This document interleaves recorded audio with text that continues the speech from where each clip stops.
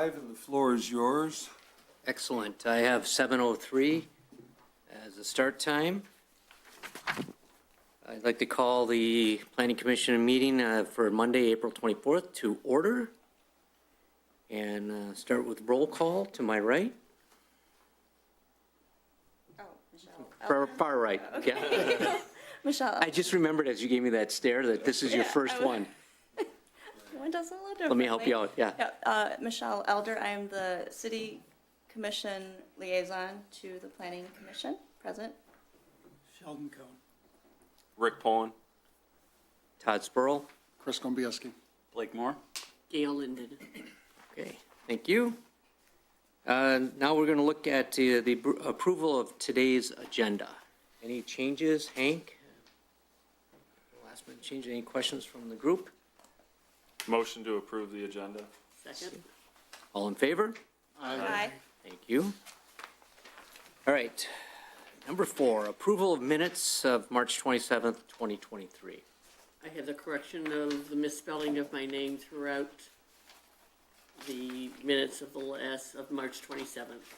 Mr. Chair, we'll make those corrections. All right, And there is a misspelling of my last name as well. I just see that. Yeah, I can't imagine why that would happen. yeah. Crazy. Just throw some letters down. All right. Anybody else see any changes, concerns regarding the last meeting? I was not here, so I can't give you any input there. Motion to approve the meeting minutes as corrected. Second. Second. All right, all in favor? Aye. Thank you, Rick. All right, next up on the agenda is the master site plan review of a new house by Bradley Cohen at 10-10-4 Ludlow. Welcome. Hi,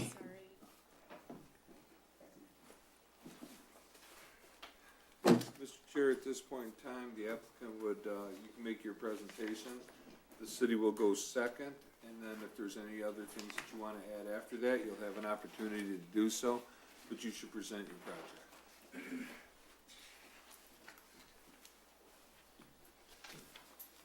Hello, I'm Cosmo Lombardo from Cranbrook Custom Homes, speaking on behalf of Bradley Cohen, a resident of Huntington Woods. He's actually moving a few blocks down, longtime resident of this community. We're proposing a 2,780 square foot home at 10104 Ludlow Avenue in the city. It's just down the street here. It's just a beautiful neo-Tudor style architecture home with many accents and details on all the elevation, plenty of window space. It's in the R1D zoning district, which has a 6,000 square foot minimum lot size and allows a 1,900 square foot home without any square foot bonuses. The home site is actually 9,375 square foot in size, which qualifies it for a 281 square foot lot size bonus. And we're seeking a 600 square foot character bonus for which we meet the eligibility requirements for all of that square footage. I'm happy to go through that in detail if needed, but we truly believe that this proposed home at 10104 Ludlow will both improve and preserve the quality and character of the residential neighborhoods within the city. And we're excited to build this home, as is our client, excited to live in this new home in the city. Do you have any questions? I do. I don't know if you were just rounding off numbers, but you said that the house was going to be 2,780 square feet. Yes. And all our plans and all our information says it's proposed to be 2,774. Oh, we had one, when I made these notes, we had to revise the plan one more time. So these were my notes from when we were going to be in the Planning Commission in March. I didn't update my notes, but in March we had the garage actually out front of the front plane of the home. We had to make some revisions and redo our square footage calculations to go brick to brick instead of stud to stud. And I must have missed that, and I didn't redo my notes. But whatever it says in the plans is correct. Thank you. Mr. Chair, perhaps if I could go through this, and I might be able to answer some questions, and then I'm sure that Mr. Lombardo could answer as well. basically what we have here is we have a house in the R1D district. It's proposed, there's a house existing now which will be demoed. The height max is 30 feet, and this is proposed at 26 feet. The front yard is proposed at 27, where 25 is required. The side yards are a minimum of 5, total 14. They have 5.8 on one side and 15.4 total, so they're good there as well. The rear yard required 30 feet, and they have 45.7, so they're fine there. The lot coverage at 27.3% is well under the 30% max. And the house size where we show what is permitted is 2731, and they have proposed 2774 per their plans. So that would necessitate a variance. So either one of three things has to happen there. They either have to shave the requisite square footage off the plan, or they can go to the zoning board of appeals and ask for it, although I'm unclear as to what the practical difficulty or hardship would be. Or they can, we can double check, if you will, our figures to make sure that the plan is correct and go through that. So it could be subject to verification of the square footage between the contractor and staff. But if it's still over, it will have to go to the zoning board of appeals, or they will have to shave off the square footage. So we're looking at the house here, and again, with the neighborhood houses, this is 2774 as proposed. The west neighbor is going to be 1641, and the east neighbor is going to be 1654. Want to point out that a lot of those houses were built at a time when it was smaller. One of the lots is the same size lot, and that houses the 1,654 foot. So that is also, could be significantly larger than it is right now. The other lot to the west is 6,250 square feet for the lot size, which is consistent with most of the houses in the Bronx subdivision, which is a 50 by 125 lot. At the 75, 125 between the two houses, at some point in time, it's likely that the middle lot was split, and each person in each house got 25 feet of that, and that's how they ended up at the 75. That's typically how that happens. The structure is a typical Tudor revival. It offers different types of siding. It also offers the siding that's textured, and it also is parallel to the roof line. If you take a look at that, which is an interesting feature, there's roll locks and and soldier coursing on the front of the house, where there would normally be something like a stucco half timber. They decided to use the siding in variation, and architecturally provide some differences with that. There's also some pulled brick on top of the front, which is detail, a window over the garage. And the chimney is highly articulated, as you can see by the different rows of brick layering that they have on that. And the house is bracketed. So there are a few features also from Tudor Revival styles, as well as a few arts and crafts features, which is a nice combination. The house itself is not out of character or out of place with the houses on Ludlow. If you take a look, there's been several instances where houses have been built and significantly added on to, and this does appear to fit with that. So having said that, if you have any questions, I'm happy to answer them. If not, I'm sure that Mr. Lombardo could answer them. And with that, Mr. Chair, I'll turn it back over to you. Great. I'm going to start with my left and with Gail to see if you have any. We'll just come around the room. If the calculations are correct on the plan of 2774, then you didn't come last month and revisions were done. We're down to needing a variance of 43 square feet, if I'm correct on the math, from 2731 to 2174 would be 43. Was there anything in your meeting with the city in trying to reduce that so you don't need a variance as to why that needs to be there is my first question.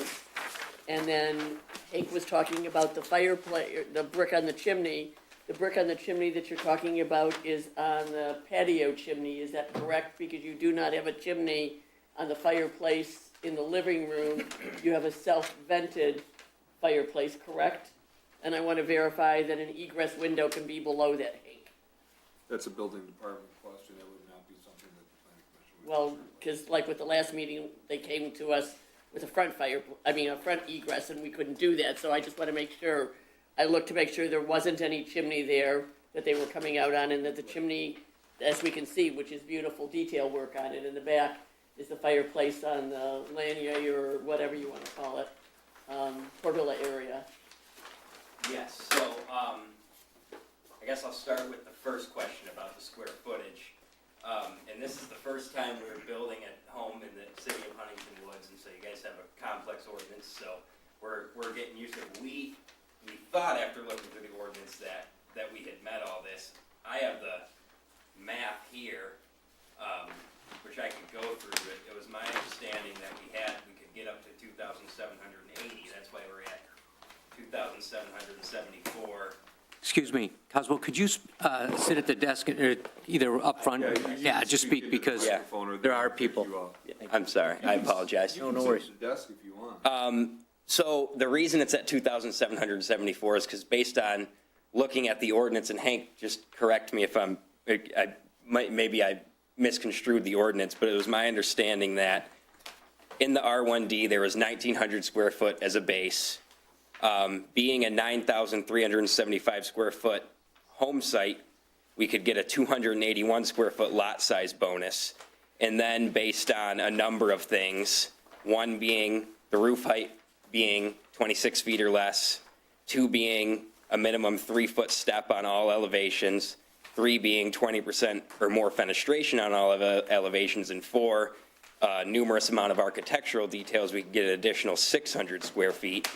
And I came up with 2,781 based on 881 square foot bonus to the 1,900 square feet. And that's why it's 2,774.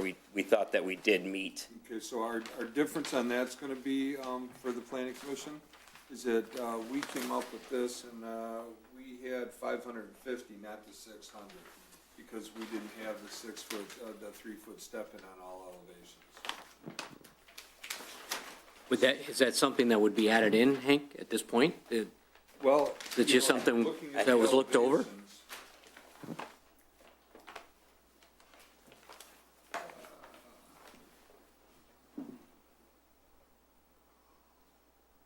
So there's the front, there's the side, and the side appears on this to be flush. There's no 3-foot recess on that side. Well, there's a 3-foot step. My understanding was it was from the first to the second floor. So on that side, the living space does not go over the totality of the garage, and it also, the back of the house, it doesn't go over that side of the back of the house. If you look at the floor plan from first to second. That's gonna, I'm gonna defer to the planning commission for that, but I mean, the way that There's we're the- seeing this, See how the second floor plan, the living space doesn't go all the way over to the edge of where the lanai is? the lanai's, okay, so I'm gonna stand on that we have 550. So if the planning commission decides that there's enough of step in there, the planning commission certainly is within their purview to determine that that's fine. If he gets that, and you give him that, he does not need the variance. Can you point to where it is on the map again? I'm not Pardon me? clear. Can you point to where that, Educate me a little bit yeah, more. because I'm not Okay, seeing it. so this is the front. So he has this here and this here, okay? So on a Tudor revival, the front usually typically has a varying textures and depth. On the side here, okay, this looks like it comes flush to the wall, the way that this is drawn on the left side. So this is here. So that looks flush, so there's no 3-foot step back on that side. On this side over here, which is the rear, you have the lanai, but this is in a plane and this is in a plane. This is on the same plane as, no, this is not, this is on a different plane. But the only step in here is it's set back, this is on the same plane as that, but there's a lanai roof. But the to the left of that is all flush? This is flush here. And further to the left, like that whole. That piece is, that's only one One story deck. there, that's the Can you go one to the story. plan view? Yeah, Does the lanai also count in roof over it as square footage, or that's not it counting? counts as square footage for lot coverage, but it does not count for square footage for the Okay, house. thank you. So there's a second level plan, there's the first level plan. Okay.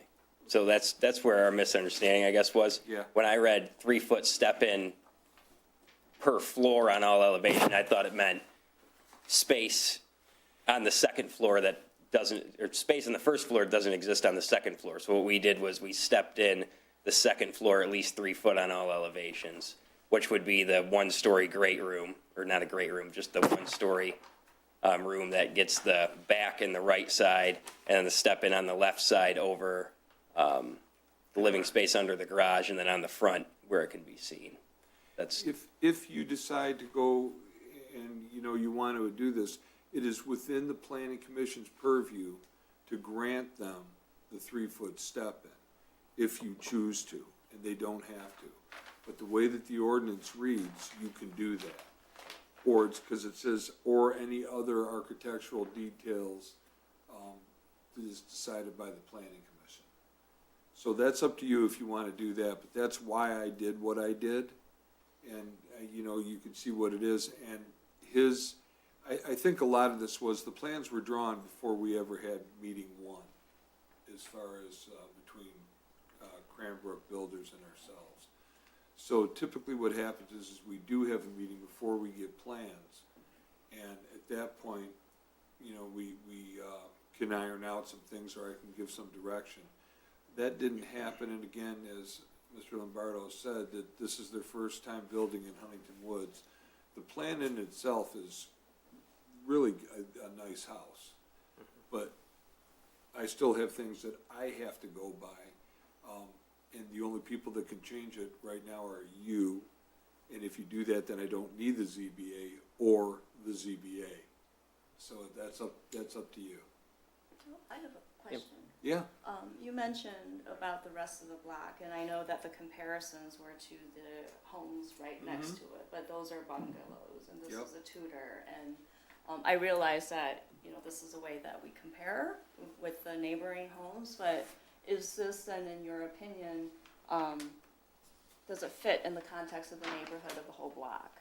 it does, and I think that the part of the thing for that is that Ludlow, particularly from Huntington to Scotia, has seen redevelopment, seen a lot of additions to houses. And as a result, I will tell you at 2774, that this is not going to be the biggest house on the block. Okay, do we have any kind of a precedent in terms of taking into consideration other architectural features? We don't, because we've never I didn't really think had so. to do that before. So, but you can, if you were going to determine something, what I would do is say that if you were inclined to, you might go towards the fact that the lanai adds architectural relief and a step in from the back, if you want to call it that. The side, based on the articulation, the fenestration in that, gives enough architectural detail, and therefore you're willing to qualify him for the additional 50 square feet, which puts him where he needs to be. But he already got the maximum at 250 under architectural detail, so there's no, No, but Rooms- you use the step in. You use the step in. well, you go to the step-in, which is a totally different category of getting 100 square feet. Which he needs 50. Right. So it can't go under architectural detail, it can only go to step-in. No, it has to go to the stepped-in second floor. Right, that's what I'm saying, because I checked off the ones that he got. And the one he didn't get is he's not doing a detached garage, which I wouldn't on a 75-foot lot either. No, that's the whole Right. thing with the 75-foot Would lot. the fenestration category apply? He got He's that. got it. He's got that already. Oh, he's already got it. He got roof They did height, he a- got They did a fenestration, really he got nice job architecture. on fenestration on this as well. So if you want to count the if you want to count it as a step-in, somebody want to make that motion to go ahead and count that, then. Then he got half of it, so he gets half of the 100, so he gets 50? And that's all that he needs? Whatever your pleasure is, you're the planning commission. So I think the issue with the step-in is that perhaps this style of house, the step-in doesn't apply very easily, right? It doesn't, We have because- other types of homes, what prairie type, where the step-in works very well and applies very easily, It right? works well on different styles of colonial structures, colonial revivals. It tends to not work as well on Tudor revivals, only from the standpoint that you see roof peaks that start at the first floor and go up high. You're usually seeing 12-12 pitches, 11-12, sometimes 14-12, you know. So your pitches are different. So the architecture of a Tudor revival is completely different. So if you wanted to hang your hat on that in order to give him what he needs, and not have to have him go to the zoning board of appeals, that might be something that you do wish to consider.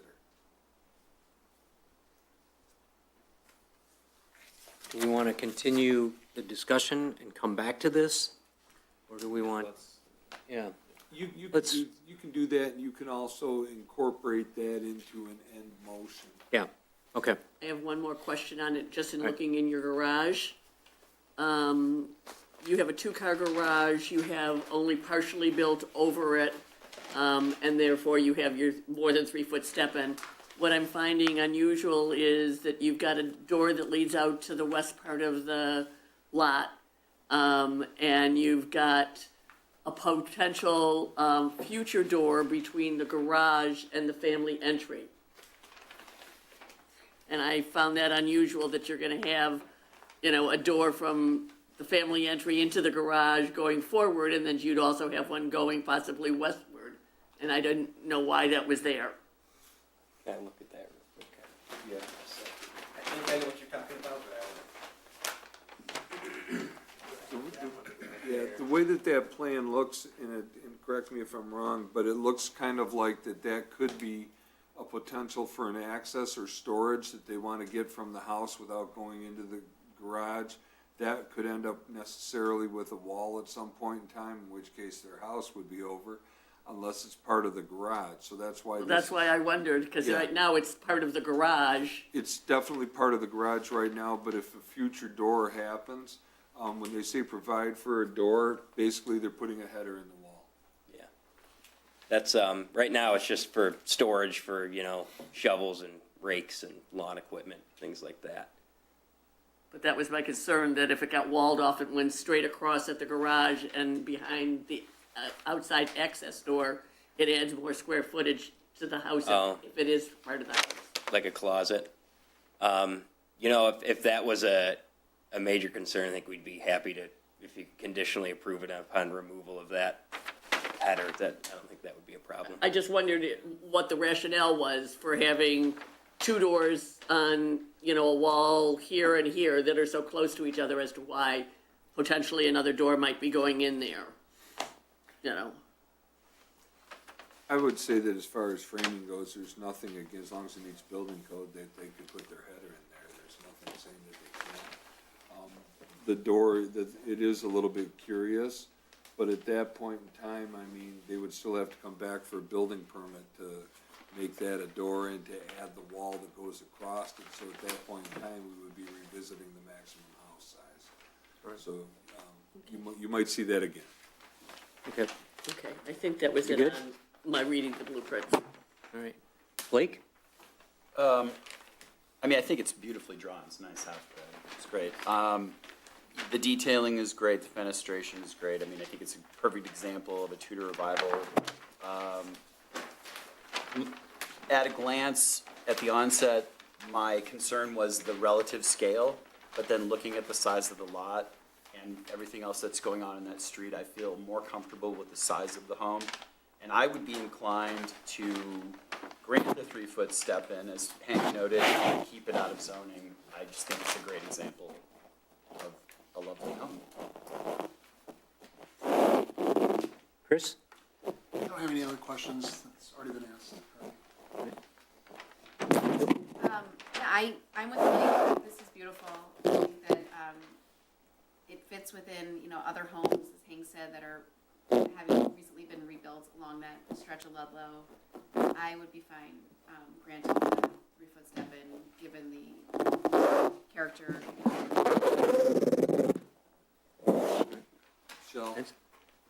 Rick's picking up your plans. Oh, was that, I'm trying to figure out where that was. Is that me? No, No, it's Sheldon. Sheldon. Rick? My first question is, the lanai is listed on the plans as optional. Yeah, that's something that we put on all our plans as a note to start with, because we sell as optional. And the lanai is going to be built. That's just a note that probably didn't get taken off the plans by the architect. When we were working with Brad, we show a lot of different options as optional, you know, pending if he decides to purchase it, but he's purchased the lanai. The lanai So would be. that brings me to my next question. There's a lot of windows that say optional and doors. Yeah, we would be building all the windows and doors shown on this plan. Just want to clarify that some of Yeah. us might be making decisions based on the lanai being part of the house, and that those features would no longer be optional. Yeah, no, none of the features shown on the plan would all be built. You know, we go back and forth through a lot of renditions of these plans and show things as optional. It's probably a mistake. The architect didn't take the word optional out. Okay. And then, can you talk us through some of the materials? What are you planning to use for siding? I believe there's a small section of stucco on the back lanai, is that correct? Just walk us through that. Yeah, so we're using a mix of composite siding and brick. We have some board and batten. We have some hardy back siding as well as brick, and a lot of different materials.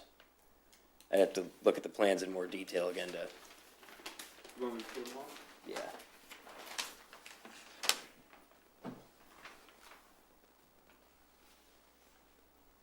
But in a general sense, the idea is to just break up the front elevation so it doesn't look like one type of material across the whole thing. The siding will be, you know, it'll look like wood, but it'll be of a composite material from a maintenance standpoint. We have brick, we have some standing seam metal roofs for longevity and just interest in the elevation. We have brackets at the ends to kind of complement the roof overhangs, things like that. So on the back, lanai, is there a section of stucco? Am I looking at that correctly? There's a little teeny triangular, is that what you're talking about? Correct. I found it also, and so I was trying to find if there's any of that in the front, because I didn't see the speckled, On the back? Yeah, Oh, right there. right there in the chimney. yeah. And I didn't see anything speckled in the front, and so I wondered whether there was stucco in the front that was matching it and why it was there. Yeah, right in the gable. In the gable area, on this side and the other side. Yep, it's just it's something to break up the elevation, make the elevation more interesting looking.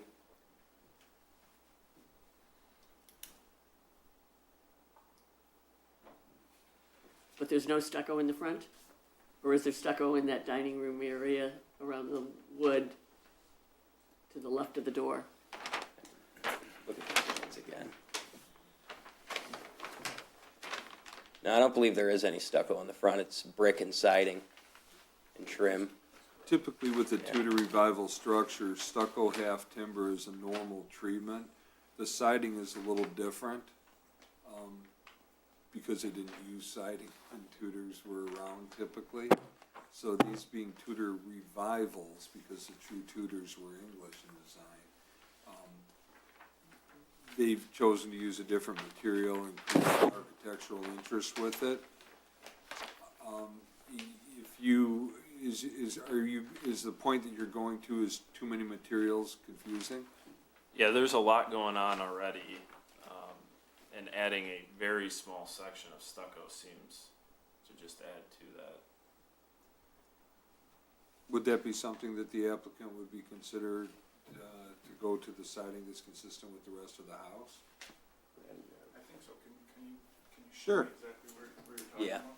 Yeah, well, right here. Talking about right on the The Just gable right to end. the left of the chimney? Yeah, just Yeah. the right, yeah, and on the other side of the lanai too. We have that on both sides of Lanai and the gables. Like here is the one Just a side, small part. Yeah. and here is the other. So what the planning commission is saying is that they find that it is confusing with the amount of materials that's being used. Is that something that you might consider changing to be consistent with the materials on the main bulk of the house? Yeah, I think so. We could do that with, I don't see that as a problem. I don't think it should be horizontal siding there. no, You know, vertical like siding. vertical? Yeah, Yeah, vertical, that just like it's on the same as the front of the house. yeah, It's right fine, on your front fine. gables right there. Like on this gable Yeah. here, so Yeah. it would be a vertical siding. Yeah, that'd be. that element would pick up. And they would note that on the final plan if that's what the planning commission and the applicant would like to do.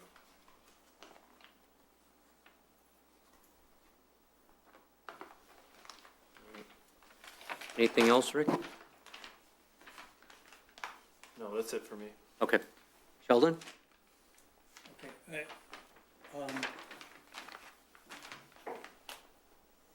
are you saying, I've got a question about the optional stuff. There's a number of items that are identified as optional.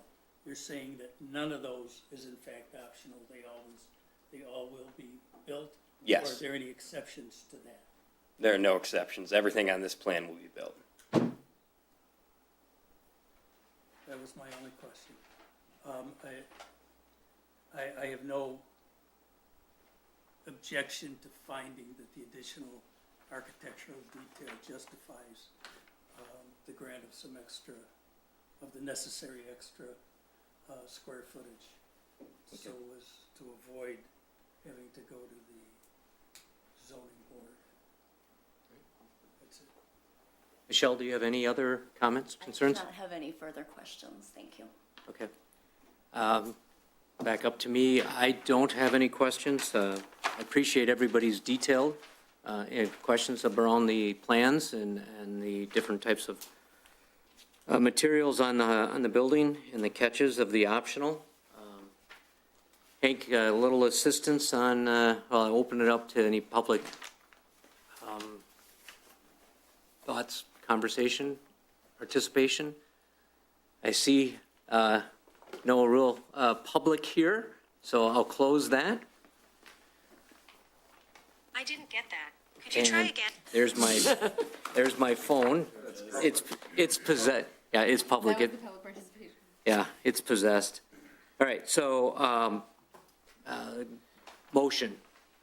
So our motion would read, Your motion would read basically, Mr. Chair, that you moved, if it's the pleasure of the planning commission to do so, that you move to approve subject to the granting of the additional square footage as allowed by the ordinance by the planning commission, and that would put him under the square footage that he needs. And the removal of anything optional. Right. So the final building plans, and this is not part of the one, but the final building plans will come in with no optional on it, it'll be finite.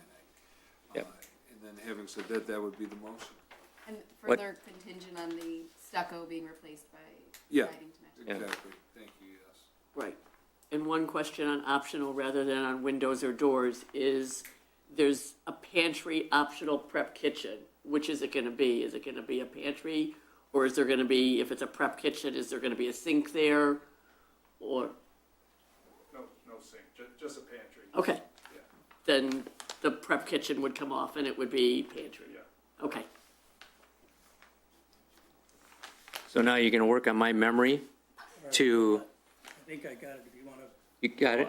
I want to add that, I want to be very specific to whether or not we are applying the step-in or not. You We're are not, applying the step. we are not just saying because there's other architectural You are details. we're- applying the step in. They've already got the bonus up for the other architectural You're details. applying the step in. But by giving 100 square feet, are we allowing them, because we're approving these plans, we're only allowing it at 2774, You're approving the plan as drawn. which is 2774, 2774. not coming back with another 26 square feet being 2,800 or 28, yeah, 28. we're giving him the step-in only to allow him for the necessary square footage. to Right. build. That's presented to, on this final plan. Okay. Sheldon, Okay, go ahead. now I'm confused, but okay. You'll get it. I'd like to move the approval of the plan as presented at 2,727, pardon me, 2774 square feet, based upon the representation that all items identified as optional will in fact be built, that the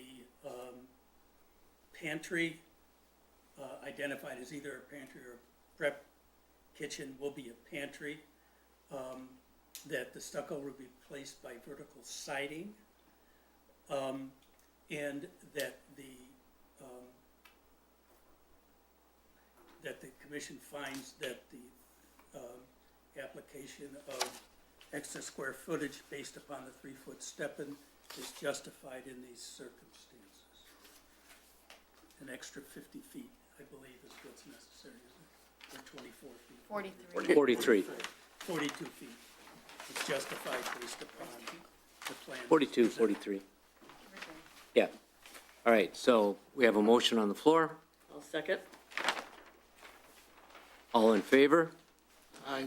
Aye. I know. You should ask for. I should have asked for opposition, but we had had enough discussion.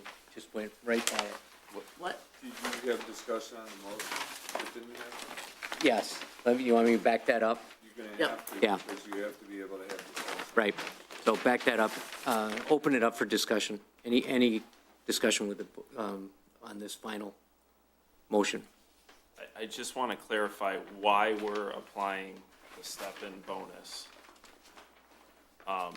And I want to tie it to something specific with the house so that other homes can't come in here and claim the step-in bonus or something. I would like to suggest that I modify my motion to suggest that the additional architectural detail is justified by the lanai. If that's. But I don't think that's satisfied. But you, I think You've that- already can't give maxed more out the than- architectural. We've got the architectural, I think we were close with the, You wanna say the 3-foot step-in is justified by the lanai. Rick doesn't like that. 3-foot step. Well, here's the other thing too. Rick can move to amend Sheldon's motion. Okay, here's what I understand, is that you've already granted them 150 square feet based on the roof height, the fenestration is 150, and the architectural detail is 250. So we're looking for another 34, okay? So all we're left with is the detached garage, which it doesn't exist, Correct. and the step-in on the second floor, is that the point? That is correct, so Yeah. you Okay. need to attach it to the step-in. So if you want to say the lanai, or if you want to say another roof line or something like that, you have to pick one of those and say that it's acceptable. Okay, I'm suggesting that my motion refers to the step-in justified by the lanai. If somebody has comments about that or thinks that needs to be adjusted further, I'm open to suggestions.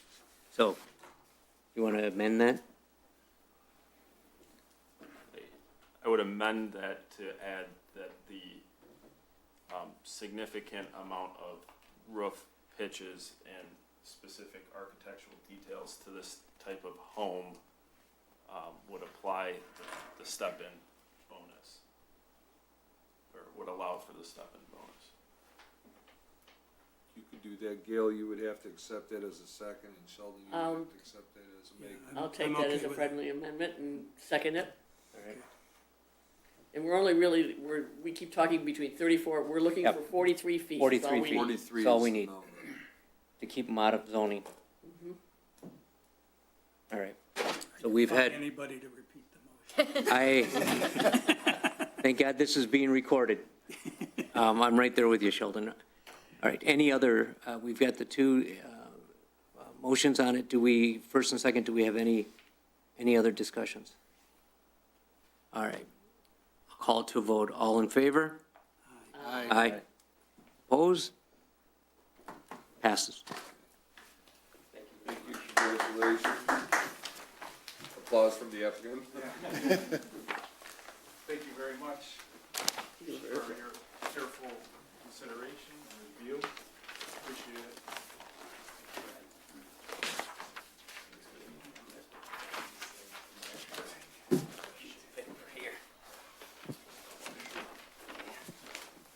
You want these plans? Actually, so, funny story. Do you want 9 copies? I thought that, my permitting lady was off last Thursday, and she'd sent someone to drop off the plans, but it wasn't the normal 2 people that drop off plans, so I called them both, and they were like, I don't have anything. I was like, oh my goodness, it's Thursday, the planning commission meeting's Monday, I have to get them in today, like right now. So I went, I printed them all off, and I sent them home. So he has another Oh my 9. gosh. She came in about 5 minutes after the other guy dropped them off, with Oh. 10 more sets. So I got 10 sets You're right good. here, I appreciate it though. We have an overabundance. Yeah. We're gonna have a bonfire later? Is that what you're telling me? Put the fireplace on Lanai to good use. Yeah. That is a nice design backyard. Oh, it's very well done. I appreciate the investment in the city, too. I'm right there with you, but I gotta tell you, I put screens on that back. What? Back porch in a heartbeat.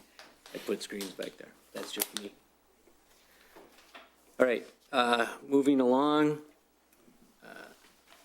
Item number 6, matter of discussion of planning commission priority list, selection of additional work, project work.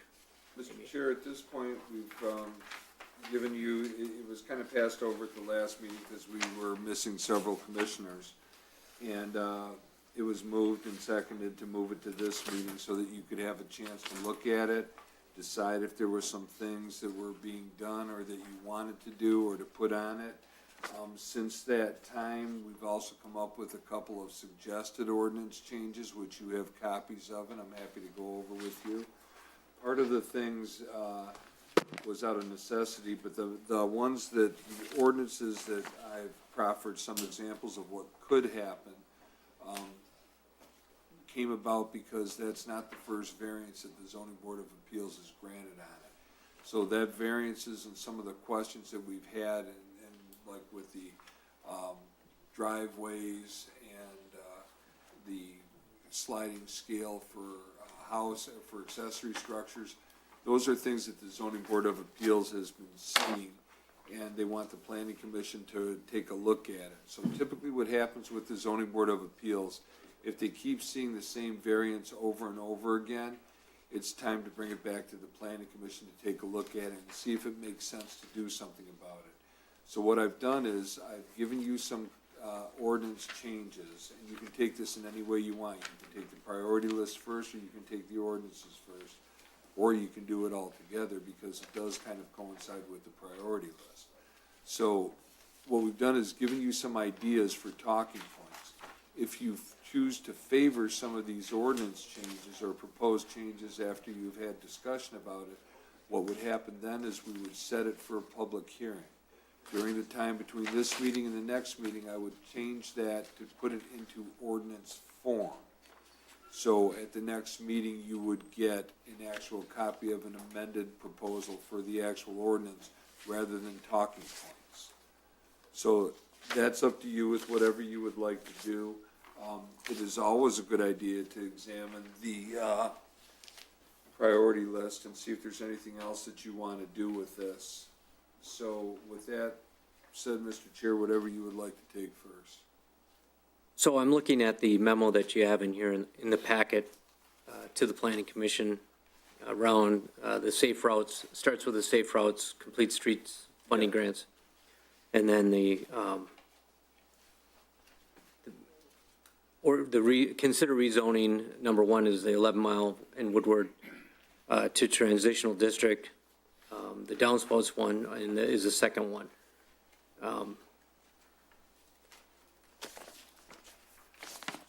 Let's start with that discussion. Which one? The rezoning? Yeah, the rezoning, number 1.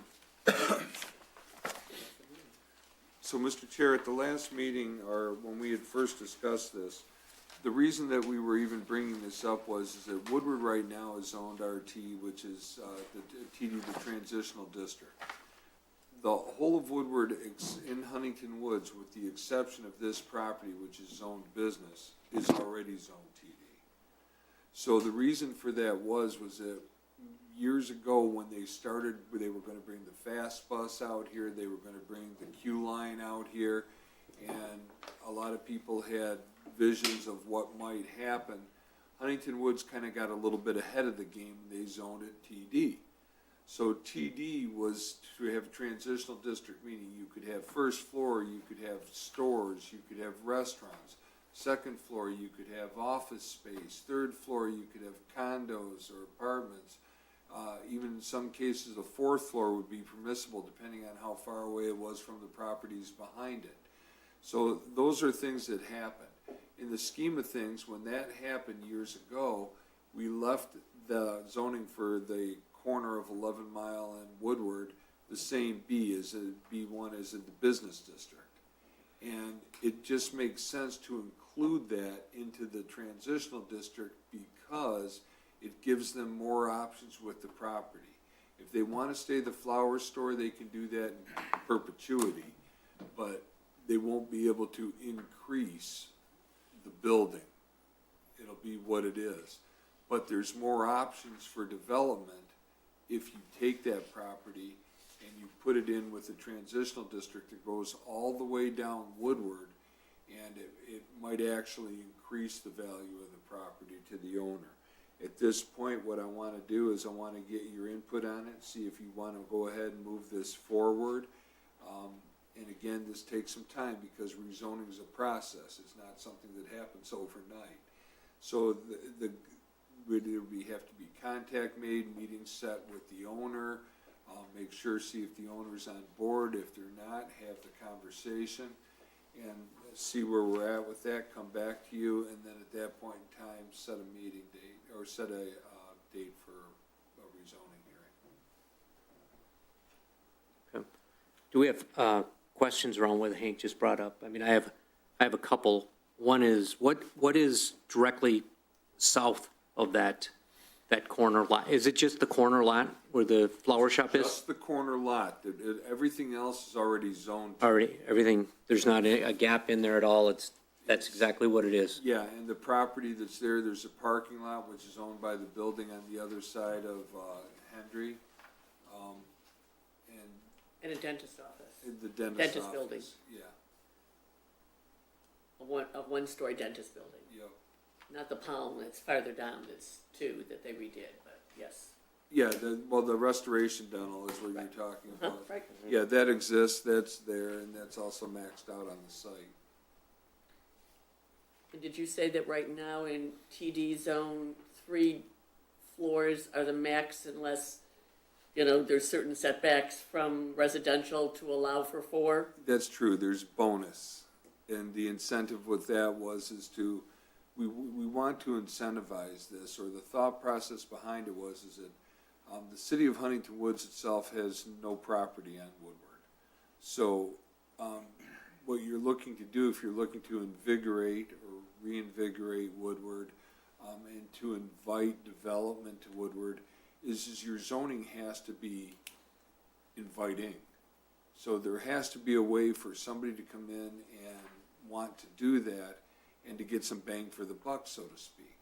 So a developer is not going to come in and put in any money unless you want to go ahead and make sure that it'll pay. So if you have, which is somewhat similar to what we were finding with this site that we're at right now, your zoning has to be such that it allows somebody to come in and expect to return a reasonable profit, because otherwise they're not going to do it.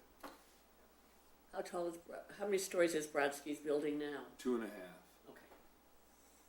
The half of the first floor is underground. So I guess I need to understand, like, what goes into the process of getting it rezoned. Well, first thing that we do in any case is have the conversation with the owner. It's unlikely that they would have an objection to it, but I don't want to speak for them. I want to have the conversation. And in Huntington Woods, we always try to do everything with as much transparency as possible. So if there was no impetus or there was no desire on the part of the planning commission to move forward with that, we wouldn't do it. But if there's a desire to do it and make the consistency with the TD, and I think from the Huntington Woods standpoint, that's a prime corner. So that would be a linchpin, if you will, to development moving down Woodward. Well, and conceivably for the owner, it would be a huge, I mean, it would Yeah. benefit It would her. be a big benefit, or we would see it as a benefit. The question is whether or not the owner sees it the same way, and at that point in time, if this is something that we'd like to move forward with, my first step's gonna be to have a conversation with the owner and see where they're at with it. And so there have been no conversations to date with the owner of the flower shop? The owner of the flower shop is somewhat difficult to get a hold of. Okay. Yeah, I mean, to me, it seems like there's tremendous advantage to the city and to that, To the the owner owner. of the building, my God. And it doesn't change a tax base because of the zoning. The zoning Right, itself won't, For the but the current use- owner. But Right, the yeah. use may. If somebody purchased it and put Right. something else there, then it But- would but change, the obviously current owner, it change. wouldn't change any type of No. tax? No, okay. Question.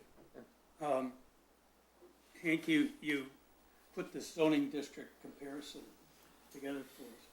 I appreciate that. It refers to footnotes, which are not attached.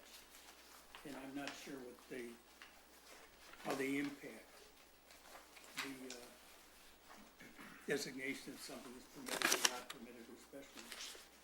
They really wouldn't for this, but if that's something that you decide you would like to move forward with, I'm happy to provide those for you. Yeah, 1 through 7. and, and I'm just curious, and I assume this comports with, the ordinances as written. For instance, in the TD district, dry cleaners and laundromats are not permitted. In the BD, they are. And gasoline filling stations are not permitted, and they may be special. I'm just curious why those distinctions, or like drive-through food service. Typically, those uses are a little bit different. Laundromat, gasoline stations and that type of thing didn't seem to fit with what we were hoping to do, which was a high-density use. And a gas station requires a lot of space for very little return. So it's one of those type of things where when we looked at this and we saw that, okay, we have a gas station kitty corner across the street from 11 and Woodward. We have one in Royal Oak at Lincoln and Woodward. And adding a space for that to be there didn't seem to make any sense. So regardless of which, you're looking at a lot that would be bigger than, for example, the Thrifty Flowers in order to get any type of volume or spaces. Most gas stations right now have approximately 10 to 12 pumps. With the advent of electric, you're looking at 10 to 12 pumps plus another 10 electric charging stations or fast charging stations. So the amount of space that would take right now would be something that would be less desirable in a transitional district where you're trying to establish a high density. And that was contemplated when these Not the criteria were fast drawn? chargers, but the actual gas stations that was. What about contemplated. drive-through food? Drive-through food, the thing with the drive-through food is that on Woodward, they use speakers. They have a staging area which flashes lights into the residential area behind it. Fast food uses was not really compatible with the residential character of York. What's a public garage? Public garage would be a mechanics. Okay, it's different from a filling station, Yes, but it's repair facility. that's correct. Okay, the gas station that's at Lincoln and Woodward is all Royal Oak? Yes. Okay, but the property next to it, I think, is half and half or something. It is, it's very strange, but the building next to it, the Casco building, is actually half in Royal Oak and half in the city of Huntington Woods. Okay, So from that building on, going north? Is Huntington Woods. Is Huntington Woods, That okay. is correct. Yeah, So a lot of people assume that Huntington Woods goes to Lincoln or beyond, it does not. General retail and personal uses exceeding 6,000 square feet for a single use. Does the flower shop, Isn't near 6,000 square. it isn't 6,000 square feet? Didn't think so. Okay, so this wouldn't impact them. The 6,000 square feet is the size of the building, not the size of the lot. That You're is talking- correct. Okay. The other thing with that too is that when you take a look at like some, like big buildings and stuff that has like that, and I'll point to the, and I'm dating myself again, but the old Harmony House, they used to be No idea up, what that is. in the lot, in the building that Selective Group built up in Berkeley, and you see how long that sat vacant. It was set up as one building for a single use, and that's not what's really happening now, so. If I may, it seems like, and I think this is related to the Complete Streets comment, so we can also talk about that one Yeah. next, but, Yeah. I think rezoning that corner brings it up to speed with the rest of the corridor and in the spirit of what was in the master plan that you all worked so hard on, and it was amazing. And in addition, you know, thinking about our future and what we want to be when we grow up, and how do we reinvigorate that corridor so that it is pedestrian oriented, safer crossings across Woodward. It seems like that rezoning would just bring it up to code, and also in thinking about all of the investments that's coming from the federal and state governments with the Inflation Reduction Act, with the bipartisan infrastructure law, with the funding for fast chargers, safety pedestrian crossings on the corridors. Those are all money that's coming, and so I'd encourage you all to also think about not just this corner, but how do we make sure that that whole corridor is ready to receive that money. And as we are finalizing the redevelopment ready certification with the state of Michigan, I think this is just, you know, really good timing and alignment opportunities with the rest of the communities along Woodward as we continue to work with MDOT to make sure that those crossings across Woodward and 11 Mile are safer. That's something I've been always worried about. Just, you know, coming right off of 696, and if I've only ran across Woodward once with my family, and I never did it again. You can never make it the first light, you gotta wait for. That's right. the Was second not going to light. do that with my 5-year-old. Yeah, so I mean, I think it makes a lot of sense, and you know, as we talk about priorities, those are the things that are going through my mind. One additional question. There's a reference in here to TD involving limited hours of operation. What is that, Sheldon Ware? I'm looking at written comment that Hank included with the materials. Limited hours of operation for non-residential uses. Would that impact the florist? There are already hours that you can be open, and that's already limited in the current zoning ordinance, so it wouldn't take anything more away from it than it would for that. But like hours, if there was going to be a restaurant with a bar that was gonna be open till 2 o'clock in the morning, that would have to have an adjustment. Okay, I just don't want their current operation limited, because all of a sudden, they've got a new designation for the lot. Right, no, I understand. Which would include operational hours, not just configuration of the building or the kind of use, but I wouldn't want them impacted as far as their hours of operation. Or would they be grandfathered for whatever they have now in business to continue it until they're no longer that business? I don't think that applies to hours of operation. Okay. That's That would- my that would- unresearched. I don't You think, would be correct, Sheldon. but I don't think their hours of operation are gonna be impacted. It's not, Okay. yeah, that wouldn't happen. And then if there was something else that was gonna be there, the hours of operation were gonna change, they would still have to come before you in order to have that happen. So it's like a lot of the places even have, it's like the coffee shop, that on the plan that was approved, they had a few seats outdoors, and that's what was approved.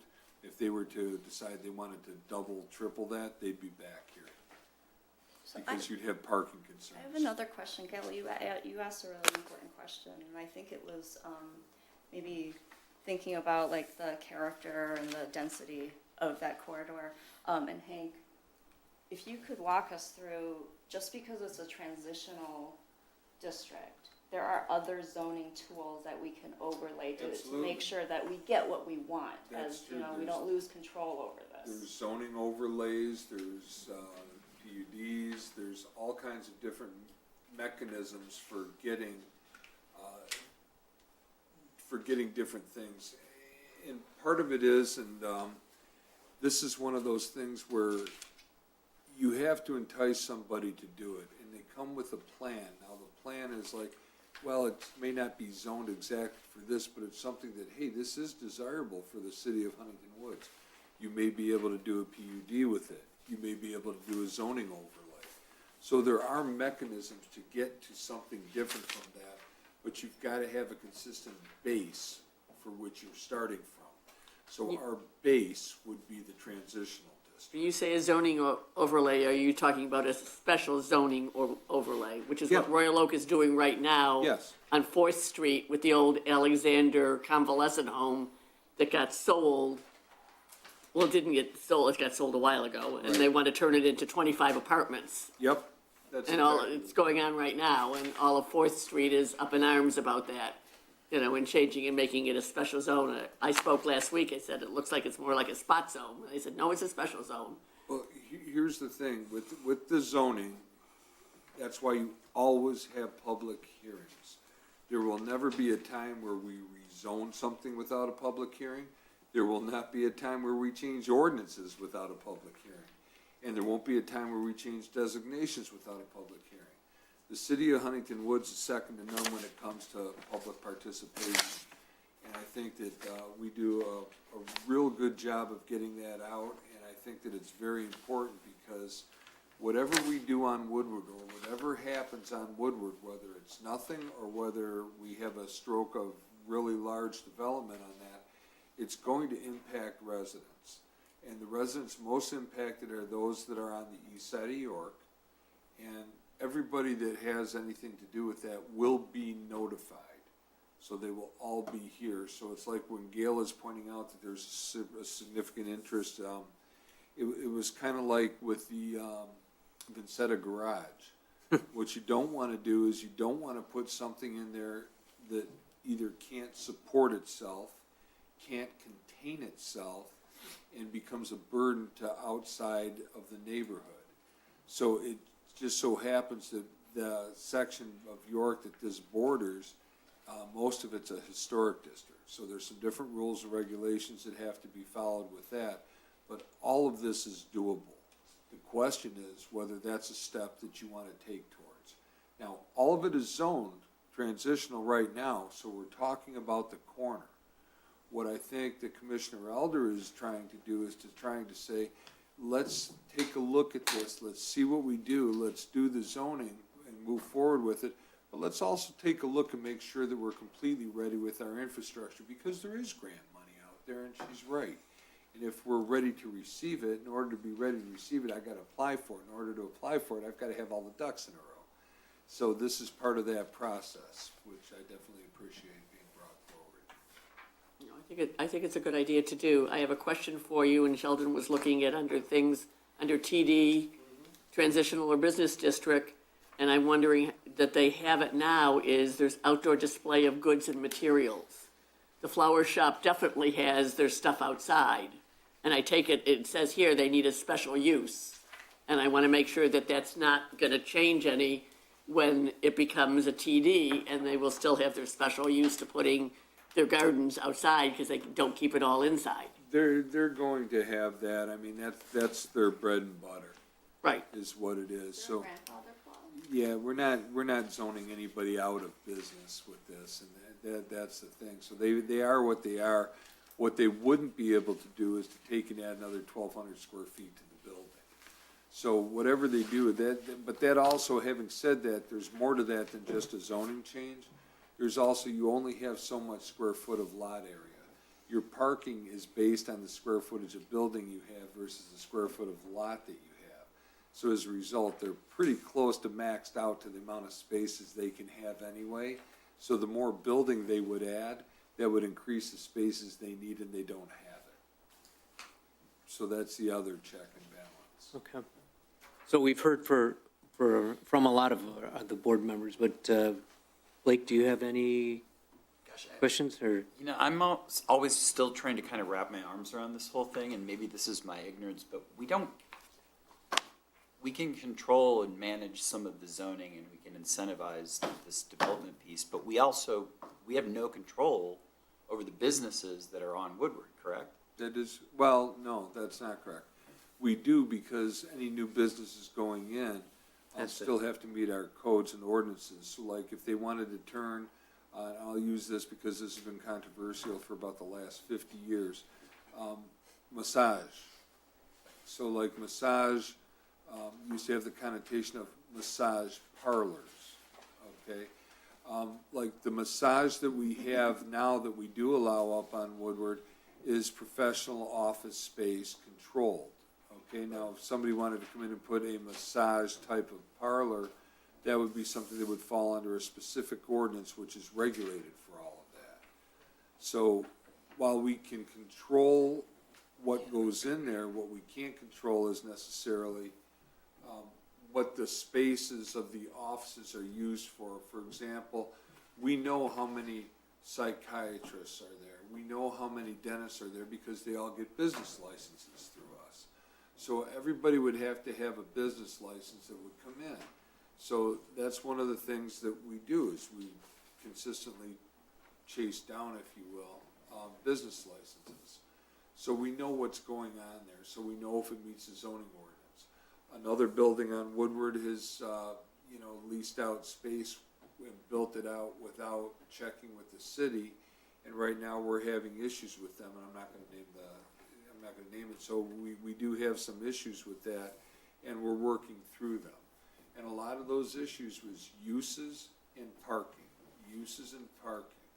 And even though there's an MDOT right-of-way that goes through there, MDOT can come through there and change that and grass that whole thing over tomorrow, so. Right. And that doesn't count to their parking. Does not count in parking, and that's the reason. Because you never know what MDOT's gonna do. Is that the slow-moving dental building that's on the corner of Concord and Woodward that's not doing much right now? And we discussed the parking at that point. Yeah, no, that's, yeah, I remember he's that. just moving slow. Okay, but that's not the building you're talking about, because we did discuss that building and Yep. parking. Yeah, Yep. And he Remember wanted that. the MDOT parking to Added. count. Yeah.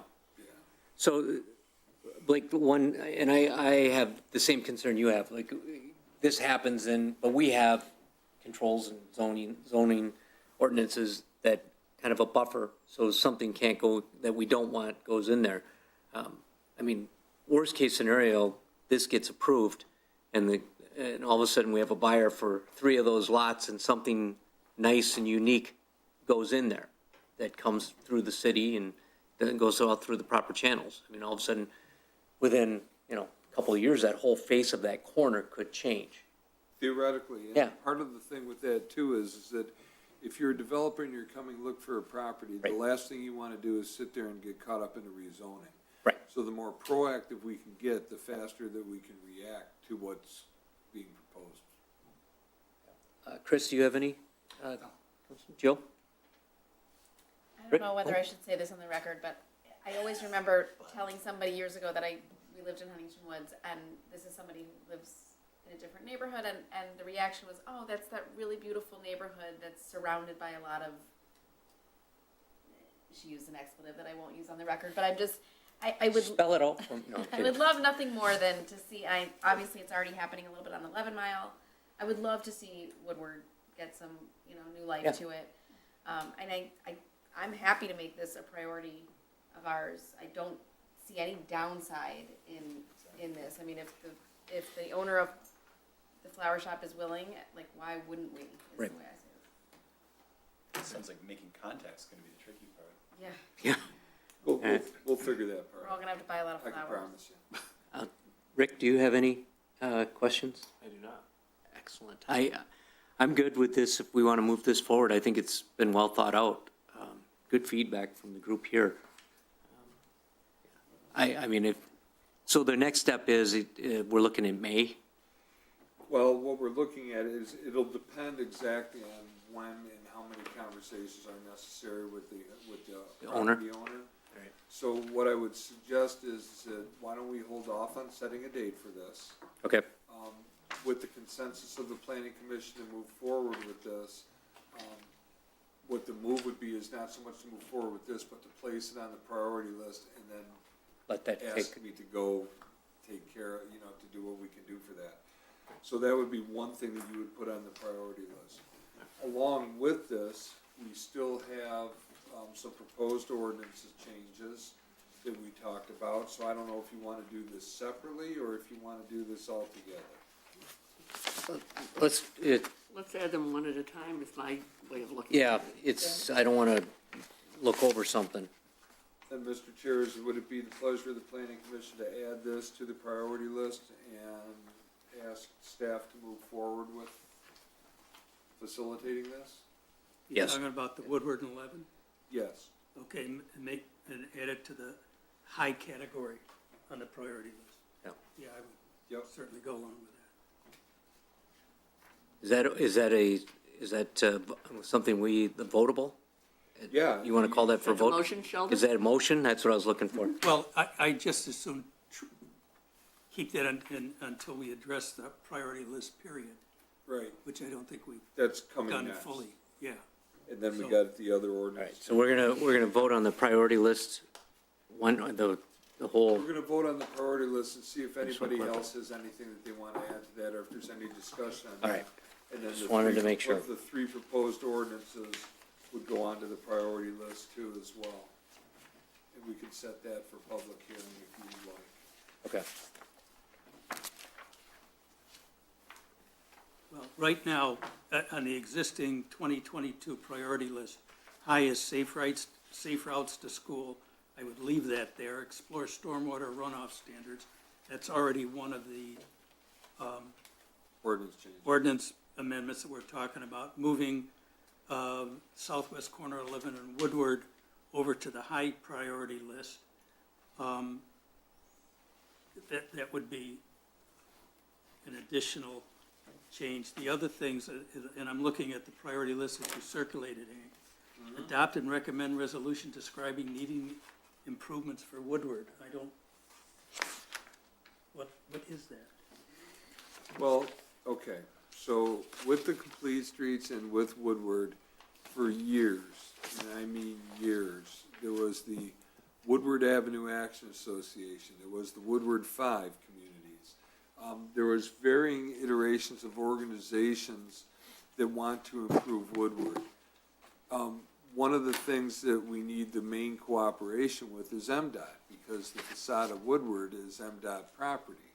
So they are supposed to be taking care of the parking areas, they're supposed to be plowing them, they're supposed to be maintaining them, they're supposed to be redoing them and making sure that they are.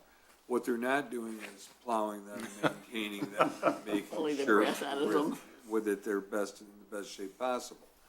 So as a result, part of that's gonna have to come with a partnership. Now, the city manager and I have met with, and this goes back to, when Mark Wollenweber was here, the interim city manager.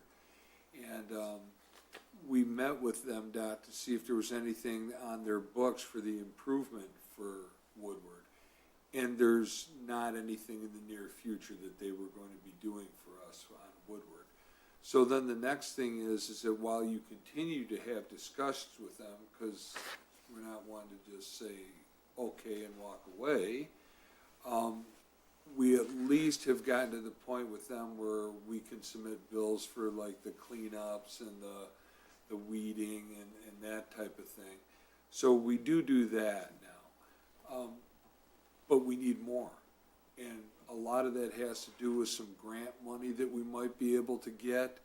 I think part of the thing is too, is that if you take a look at the master plan, where Brad Strader was, really good about some different types of options that we may be able to have for Woodward. But as it stands right now, all of that's gonna be at our cost. So grant money's gonna become a big player in what we can and can't do with that. So as grant money becomes available for that and different things, and I think, and I'll let Commissioner Elder speak to this, one of the things we want to talk more about too is adding charging stations in the city, which she can speak to. But I think that we have to accept the fact that we're gonna have to do a lot of this ourselves at this point in time, and there's a huge cost of doing that. We've got light poles, we've got right-of-way, we've got the parking designs and that, and then, once we do that, we do spend the money, and we do come up with a plan and design, which would be the first thing that we do, then we have to submit that to MDOT for approval. And then there may be a likelihood that they would fund some, all, none, or reject whatever we propose, and all of that's within their purview. So, at that point, other avenues may have to be explored, but, that would be something that we would take up with perhaps Carol Rosati. But this is where we're at with that. Okay, so right now, at least last year, it was high on the high priority list. Where does it go now? Or is there nothing we can do about that? I think that what you really wanna do is maybe take that back to medium. You don't wanna take it off the priority list, cause you do wanna keep going with that. But if something else is coming off the high, and then you can drop that to medium, doesn't mean it can't return to high. The goal here would be to knock things off of the priority list with the understanding that I've never seen a city do whatever they put on the priority list in 1 year. And a lot of it has to do with either financial considerations, process considerations, because anything that we do that's going to require money, we're going to have to seek fundage or matching grants or anything like that. That's going to have to come through the city commission as well, because somebody's going to have to authorize our matching grants. I would like to address what we can do that's tangible this year and or at least take the steps forward to do. Now, last year, safe routes to school, I would like to stay on the high priority list, just so we keep paying attention to it. Explore the stormwater runoff, that's an easy one to knock off. You've already made a proposal. We have a discussion proposal. Yeah, a discussion proposal. Same with the circular drive, I guess that's the parking and circulation suggestion that you made. That can stay on high priority, because we're like halfway through that already. I don't know if there's anything else that's practical to put on the high priority list as being capable of us doing something practical about it this year. The mediums last year were enhanced pedestrian crossings throughout the city and research anti-monotony standards. I don't know what that means. Anti-monotony standards were. Other than meeting agendas. Thanks, Shel. It's okay, go ahead. The anti-monotony standards were, there's things out there which is form-based codes, and form-based codes tend to regulate bulk. So they're going to say, here's your build to lines, this is what you can do, this is what you got, whatever you typically put in there is what you get. The anti-monotony standards would be something that would keep those things from looking identical all the way down. So that's what we tried to do, and that's when we went to the architectural details for the houses and getting the maximum house size. So we solved two things with that. One, we solved the maximum house size issue with people were able to get to the house size that they want, but they had to do it more creatively, and they had to do it with good quality architectural materials. And as a result, the city gets better structures, which help to increase our property values. And one of the main things that we do here as a planner and planning commission is we're responsible for trying to make sure that our property values stay up. And that's one of the things that Huntington Woods has been very proud of over the last years, is whenever there was a recession, we didn't go down as far as any other communities.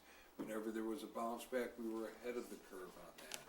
So anything that we can do to do that, so reviewing anti-monotony standards is always something that's a good idea to do.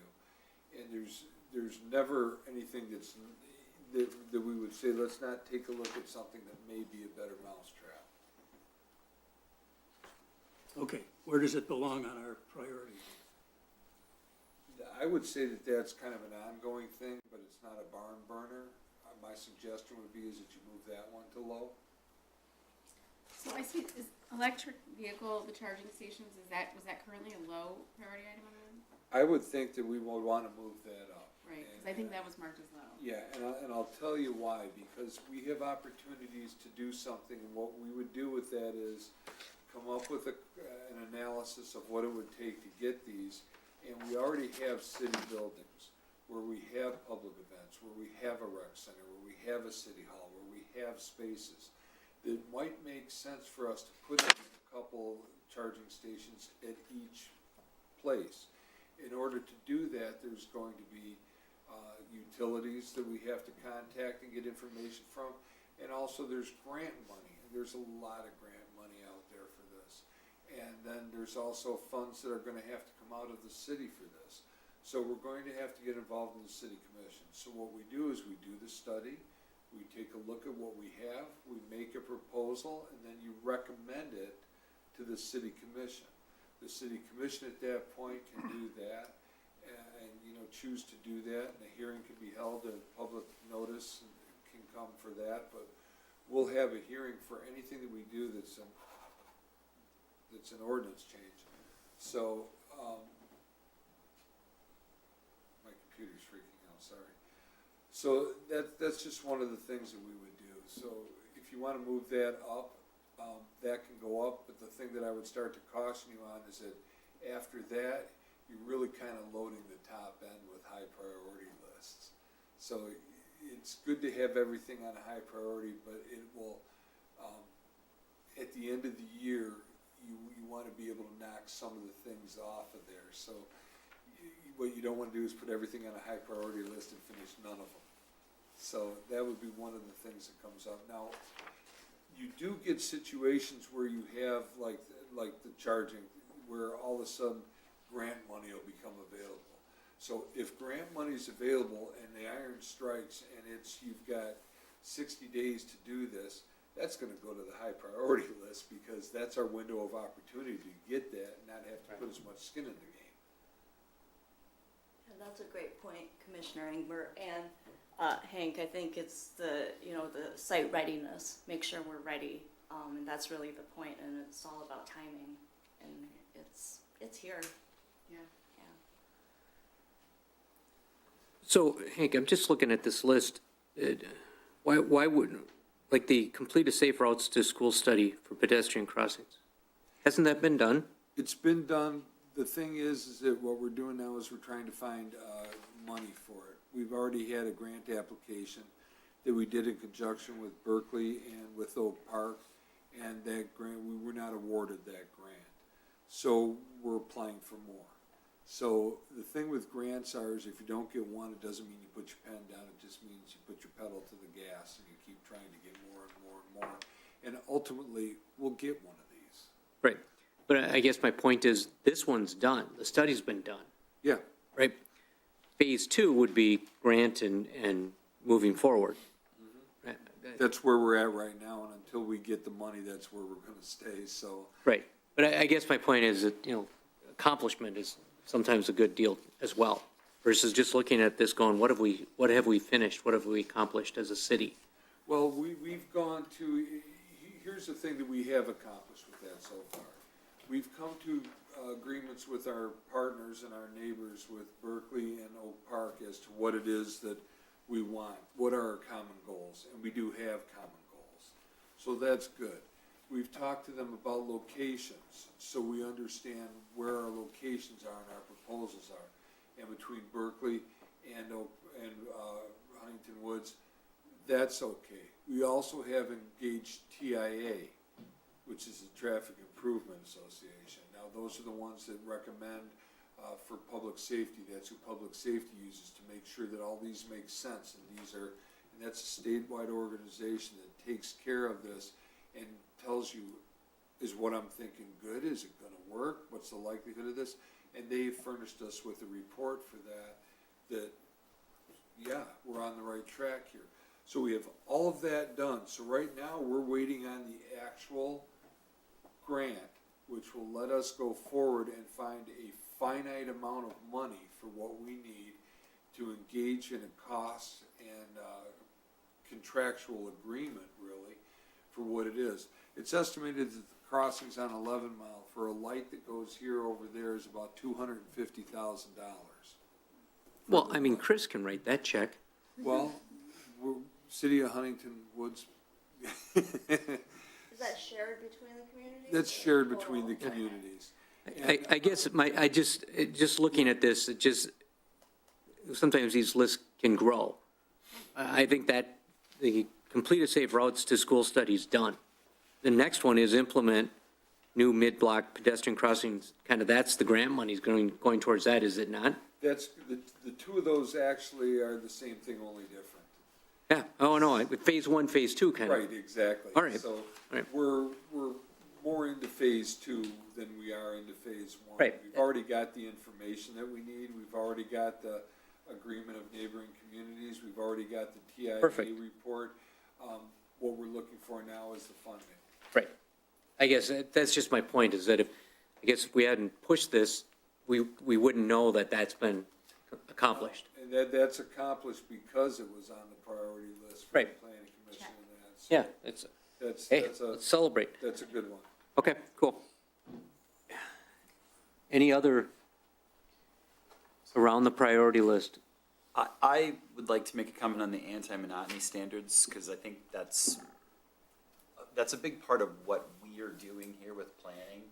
And everyone is frustrated when someone comes forward, certain builders, and they say, this is the house I want to build. And we all are crazy because we're like, it's a giant brick nothingness, this ubiquitous structure, and everyone wants to say, we need to find a way to not pass this, and yet it's compliant. And I think the thing about anti-monotony standards is that that's really where, as opposed to us kind of, there was a version of the planning commission which I always felt like kind of wanted to get their hands on things and redesign them. That's not really the job. Our job is to make sure that the rules, and this is so not me talking, so just bear with me, this is not, it's to make sure that they're compliant. And when we talk about trying to ensure that things look good and that they meet all of the standards, the obligation is on us, I think, to make sure that those standards are in place to regulate builders who want to come in here and build the largest house they can and sell it for top dollar. So that's my caution, would be to not leave the monotony standards behind. I get it, we could easily end up with a high priority, this is not important, but this is a big part of what we do here. And I'm not even sure what, it's a little ambiguous, continue to research anti-monotony standards, I guess looking at other communities, but I'm not sure that we've truly addressed it yet, but I don't want to maybe kick it to the end of the line necessarily. I don't think it goes to the end of the line if you move it down in any way, shape, or form, because it's something that we're always doing. We always get notifications from, anything from SEMCOG to, magazines to what other communities are doing. And realistically, we've had some ordinances that other communities have copied, and it's plagiarism's the most sincere form of flattery when it comes to ordinance. If people are looking at ours and they're saying, okay, they're doing something different there, we look at them too. So we do, when they get stuff like that, or if Berkeley's gonna do a change, we get a notice of that.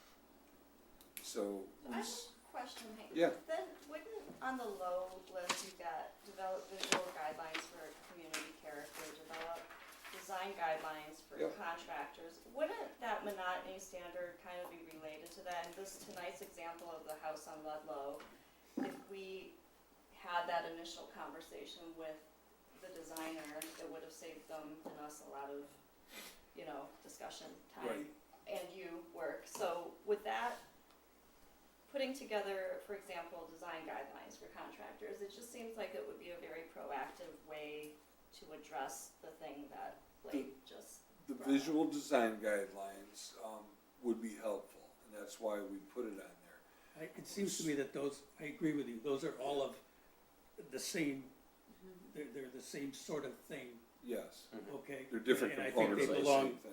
together in terms of, maybe we've got to split it up into pieces to accomplish it, but I think all those things belong under a single item, if you will. Are there guidelines that exist at all? or- Yes, they're in the zoning ordinance. And those are what happened, before we did it, the way that we did it the last time and incorporated it with like the architectural design guidelines and all that, what we had a series of guidelines that were a little bit more arbitrary. And here, you're rewarded for doing them with square footage. Yeah. Square footage in here is paramount to a lot of builders, developers, and homeowners. So the incentive is there to do that. What the visual aid would be is to explain to them what we're doing. Like when you come up with a guideline, like if you take a look at our zoning ordinance and you see like it'll explain, well, here, hold on just a second and I'll put it up there. Well, Hank, wouldn't the step, 3-foot step, been, that Cosmo would have understood that? Their problem was they never contacted us until they walked in the door with plans. And they walked in with 2 sets of plans and an application for a building permit because they didn't understand the process and they never contacted us. So as a result, the first thing is, but like here's visual aids, like if you take a look at what it is, those are the kind of visual aids that would be very helpful when you're talking about architectural details. This, like for each one of these, how you see how we have now where you say this is where the house goes on the street, these are the lot sizes, this is what it is. So not only do you have this description below it, but you have something to reference when you look at it so you can connect point A to point B. And then they can see that. But we do that. So what the visual aid would be to show what different roof pitches might look like, to show what a step-in might look like, to show what 20% fenestration looks like, so that you can get an idea. And that would be where the visual aids are. So what does it take to do that? Like if you take a look here, like on this particular one, this shows mixed uses, townhouses, how everything fits together. And if you take a look at where it is, you can see where on the lot it fits. How's the parking gonna be laid out? So these are very descriptive and these are exceptionally helpful. I personally am in a big favor of putting these types of things in our ordinance because at that point, if they say they've read the ordinance, they can't say they didn't see it. Yeah. So it's in there, and that's kind of what the visual aids would be, something similar to that. So what's the monumental task to get those into the ordinance? The monumental task is first creating them, second, creating and taking care of everything else that's on the priority list that we're looking at. So the reality is that do we spend 40-some hours a week on that, or do we spread it out along with the other stuff? So a lot of it is time management. A lot of it is how high on the priority list is it for you? Because if it's on the low priority list, I'm gonna fall back on that. Like if I get everything that's on the high priority list, if I get that in the works, Right. and I'm waiting on things, like I'm waiting on grant applications, I'm waiting on, to hear about stuff, then in that point in time, we're not doing nothing, we're doing other projects and we're doing other things. That's how you efficiently do this. So, the planning list, it kind of went askew because when you have a master plan, that's a huge monumental project.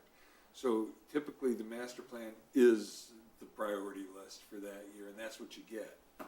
So now that we have that and we're implementing this, again, I'm not saying that that's not a good thing and it's not a great thing to move forward with, but that would be a fallback thing because realistically, we can create or put graphics together for that as we go. Like if we have a down week, we can create a graphic, but that's nothing where we would want to drop some of the higher priority lists to do that. So that's kind of where it's at. But you're right, Blake, it doesn't, you never want to take stuff like that off. Well, and maybe the subtext here is that you're addressing that at the onset when you're meeting with somebody who's coming here to build, unless you have somebody who wants to just kind of sneak in and build their And that superstructure. happens, and that happens. And there's no disrespect to the gentleman that was here tonight. They didn't know. Yeah. And there's a lot of communities that they just put the stuff in for a permit, and, some places will approve it. We have a process, so when it comes in, we look at it, and the first thing that I do is check to see, does it need to go to the planning commission?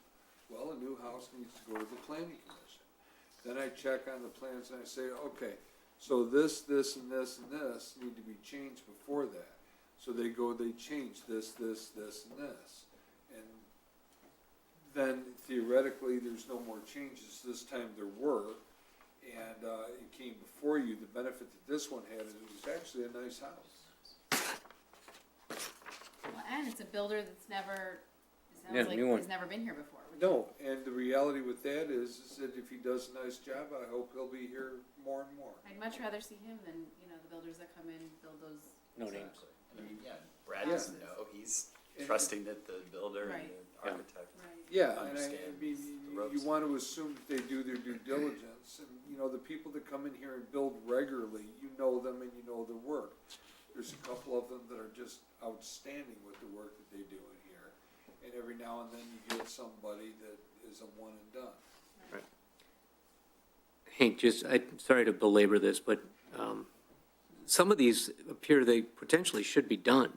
No offense to, but the completed needs assessment of the city campus area facilities along 11 Mile. Hasn't the city done that like the last 20 years? The city's done that on many occasions. The needs assessment is something that I actually like to keep it there, only for the reason that until something actually happens, we Okay. don't know what the needs are gonna be, because the needs are one of two things. Either we're going to redevelop this, or we're going to fix it. Maybe some of it gets repurposed, maybe some of it doesn't. But those are the kind of things that have to happen, so the needs can change. Okay. It's That's, outside our purview anyway, it for is, the most part. but we did send a letter to the city commission expressing our interest in being involved in, any type of redevelopment potential or discussions with that. And the city commission is thinking about that. They did take a look at it. They did acknowledge receipt of that. It's just hard to take that step. And then now we're experiencing a situation where, like right now, you see the parking lot torn up over there because we have $40,000 worth of sewer and infrastructure work that has to be done to that building. So at some point in time, it's not gonna make sense. Either we're gonna go all in and fix it, or we're gonna redo it. And that's something that's gonna come from the city commission, our direction. That's where our direction's gonna come from.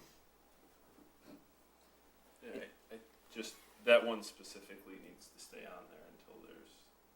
No, I'm just curious. Yeah. I guess I would assume that the city has done a needs assessment knowing that these buildings are falling apart. But I get your point now, and I Yeah. agree it should stay on there because it's ongoing and we don't know what the final, And we do want to be Route ready we'll in take. case, the city commission says, okay, well, let's take a look at it and see what you come up with and present us to that. And a part of that whole, I think, delay is the first step is the redevelopment ready community certification. That was. Well, that's a contributing factor for sure, but Correct. we don't need that specifically to go forward with this. Sure, But what the redevelopment ready community gives us is it gives us access to more people. So it gives us more access to people, that developers, it gives us access, it takes us to the county level. And one of the things that we're trying to do is to get the county involved in helping us with some of our issues with housing and some of our other issues that we have, which is why we're doing the Main Street Associate program to qualify for that with Main Street Oakland County. We don't really have a Main Street, but I got almost a half a mile of Woodward, and if they're willing to take it, we're willing to get in there, because Right. they'll give us access to, or information about grants that may be available. And they're extremely helpful. Everybody that I've worked with in Oakland County on that has been really good to work with. and it opens up a whole world of incentives for developers. Right. That wouldn't come to us, but it makes that property more desirable. enticing, right? Yeah. And it can help fill the gap for that ROI that Hank was talking about, the return that they're gonna need to see in their investment. And this property in particular has got a couple of things going for it, but the density is gonna be key here as to whether anybody can make, it makes dollars and cents for somebody to do it. There's also, for something like this, there's also brownfield credits that I would assume would be available for this. Yeah. And as well as maybe some of the property on Woodward. So, Hank, just like in the interest of time for tonight, like, are we just trying to come to an agreement amongst us of what items we wanna move to? Well, what I would Highway? like to do is, yeah, I mean, Sheldon's already mentioned a few changes, which, if that's the pleasure of the commission, we can do that. I did also want to, discuss the changes that we had for some of these ordinances, because some of those go right to the priority list. Okay. So, if. I'm nervous of going through that because that could take us till midnight. No, it won't. Okay. I promise you. Sheldon won't allow it. So, if He's my you're midnight. okay, if you're okay with that, then. Yeah, let's, Then maybe we could, I'm not interested. then maybe we could take a peek at some of those right. and see what you think. So,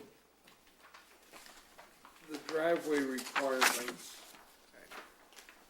that we wanted to change. Page If you take 4. a look at that, and they keep getting this one, and if you take a look down Borgman, you'll see that none of them are 10 feet wide. That's what we're requiring, and that's, none of them are. So, the 18 feet is the bypass lane. So the bypass lane would be up by the house, so if somebody parks a car in front of the house, that means the next 3 people gotta back out and the other people gotta pull out. So it didn't make sense, so the zoning board of appeals has been granting that, and they granted one for the house across the street from the house that we were just talking about, and they granted, and it's the same variance for the house across the street that was granted for the property that we were talking about that's gonna be torn down and redeveloped. So, those are one of the things. Now, if you take a look at, the shots, and I can provide you with aerials for this. If you take a look at the shots from that, you'll see that, there's just none of them that work at 10 feet, and none of them have been done. So if you take a look at some of the older ones, they're bigger than that. So the reality is that perhaps at the time of the ordinance, we were very interested in trying to make sure that we weren't exhibiting a parking lot out in front, which was the standard for that. They didn't want cars parking double and have like 8 cars in front of a house. So that was why they had the narrow ones. So that versus the need for somebody who wants to have a car or two there, if you take it from the apex of one corner to the other corner, the curve rather, on each side, then you only have a limited amount of footage that you have a double wide. And then that returns back to what's code for the awnings, or for the, approaches. So that's the one thing. And then addition to the straight driveway, semicircular driveway permitted in the front yard, but only if one of the following 2 criteria is met. In order to do this, you almost always run afoul of this. And it doesn't occupy more than 50% of the front yard, where it's now 25%. And 50% is landscaped to accommodate water runoff to the extent possible. So if you're gonna give them more lot coverage because you're adding more driveway to the front of the house, you also have to take into consideration that you're not gonna hit that 25%. And on most driveways, you don't hit it now for the semicircle driveways. So, and then accommodate water runoff to the extent possible. There's a couple things that you could do there. One is, each one of those can come to the planning commission for review. The second is to have them provide a stormwater calculation and infiltration rate that would be reviewed by our city engineers. So if the whole point is not to put all that water from an impervious surface into the sewer system, then we would have PEs or Noack and Frous review this to make sure that they're doing as best as what's reasonably expected for that. And our resident PE, I'm sure will have a comment or two about that. Couple questions, Hank. In the circular drive section, it says a semicircular shall not exceed 10 feet in width. Right. If you recall, the house that was just Mhm. approved last time, it was 12 or 14 feet. Yeah, they went to the zoning board of appeals. Yeah, okay, if the objective is to avoid because you were talking about, in a circular drive situation, having to have 3 cars pull out into the street in order to let one that's further Right. up. Okay, is it sensible to allow a 12 or 14 foot width on a Here- circular here- drive, or is that still idiosyncratic enough to have to go to the zoning board? I think that what you wanna do, if you wanna do this, if you wanna do this part of it, you'll be having up to 18 feet in width in front of the house for the semicircle driveway. Then it reverts back to the smaller dimension. The whole reason for that is to allow a bypass lane for the semicircle driveway. If that's not something that you're interested in, then what would happen at that point is they keep going to the zoning board of appeals. But I'm trying to picture this. In terms of the circular driveway itself, at least that portion that arcs in front of the house, you're limiting it here, as I read it, to 10 feet. No, that's what But it is, that's what it is now. It's going to 12, isn't it? No, So it's you're Going to 18. Or 18? And the 18 is, so where does the 18 come from? A normal parking space is 9 by 20. So 9 twice is 18, so that allows for you to be able to pass Wait a the minute, other I'm vehicle. reading this thing that you circulated. So, and Okay. again, this is why it's up there for discussion, so if I'm- there's I'm other in- sections that you I'm want on to page change. 5, Yeah, sub B, 3, sub II. The circular drive shall not exceed 10 feet in width. right. So, but that's So actually, we would change that, because, no, because what we're doing is that it won't be 10, it'll be 10 feet in width, but the apex, the part that goes in front of the house will be 18. Right, but isn't it still inconsistent with I3, the one on the bottom of page 4? Well, it would be inconsistent with I3, and again, these are discussion points. So before any of this comes back to you, I'm gonna have legal review it, because that's what we do with all of these. So Sheldon, if you feel like we need to address that in the other section as well, then we should do that. I'm confused by it, and. It is very- and- That's right, And it is that could be just me, but I'm confused by it, and I'm afraid that Well, yeah. somebody reading it You're right. is not Well, gonna, the objective is to give them clear it directions might- on what's allowed. it might just be that that statement was incorrectly put in item A instead of item B in reference to semicircular driveway. Right, Yeah, there's- And it might just need to get moved. because We you could do reference that. the apex in that, but we're not talking about a semicircular driveway there. But that should be out of that section and into another section. I think it's, That's what's So we'll confusing. drop that down to 3, Yeah. Yeah, it seems to me that's 3 double I. whatever. Okay. Okay. I'm also concerned, further on in part that doesn't appear to be changed on the first page, sub D8. And I'm not quite sure how this works in the storage of merchandise. I don't, is that talking about in the parking areas, or what is it referring to? What section are you at? I'm on One of page 6? 1 of section 10.06, where it says parking and circulation. I'm like 2 pages back from what we just looked at. Okay, hold on. just a Okay. second, let me get there. I'm sorry, Sheldon, what page? Yeah, I'm on page 1 of 6. Okay.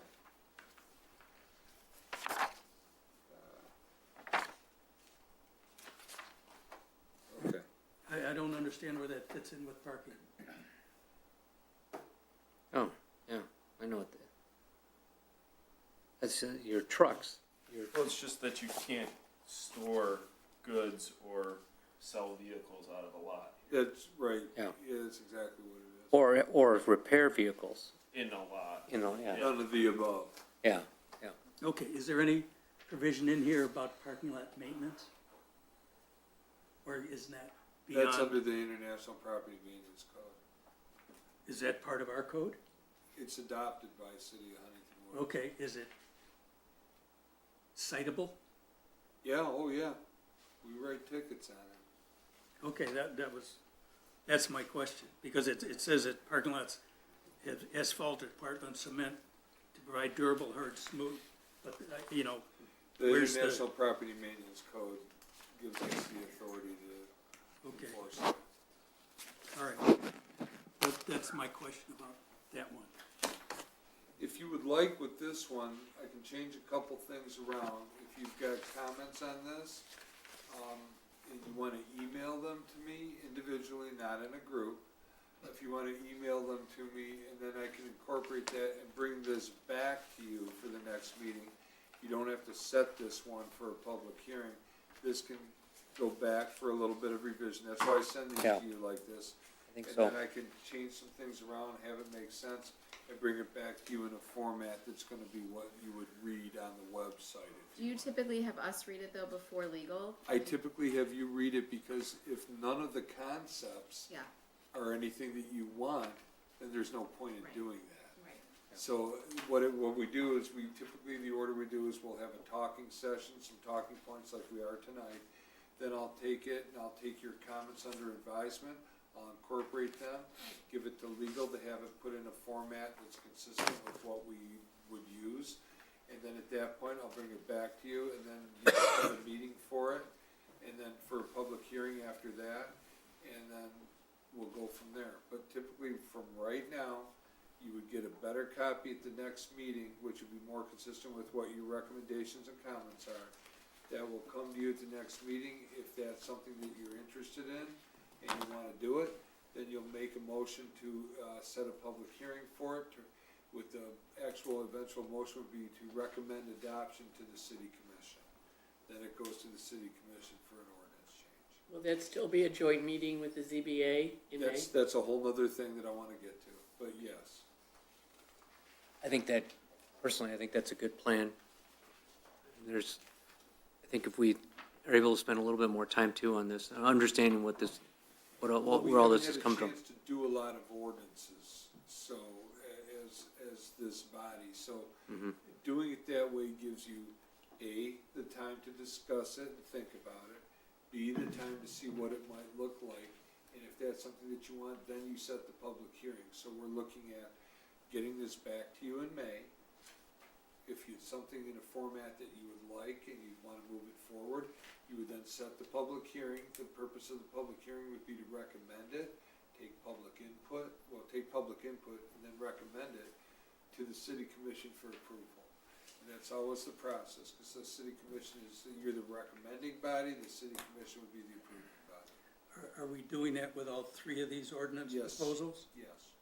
Okay, So, and just to clarify, these are the ones that are coming up in the zoning. These are the ones The that are coming ZBAs. up with the ZBA. Right. And that's just one of the things where, part of the function of the zoning board of appeals is to grant people relief where they see that it's necessary to do so or prudent to do so. So if they're granting the same variance again and again on a, what would be consistent basis. Now, the driveway thing, that's something that they don't see that often, but every time they've seen it, they've done it, because nobody tears down houses. One of the prerequisites for the semicircle driveway is you gotta have 160 foot of frontage. And you have to be in the R1A district, which is the acre lots over here. So there's not that many houses that get torn down over there. Or be on 11 Mile Road and have less? Well, 11 Mile has a special 11 miles a requirement. different, 11 miles a different thing, though, so. This is specifically, we're looking at those with the 160 foot of frontage. okay. So setting a date for public hearings for ordinance changes is not something that we're gonna take care of tonight in terms of the Not with agenda. this, not with this ordinance, not with this ordinance.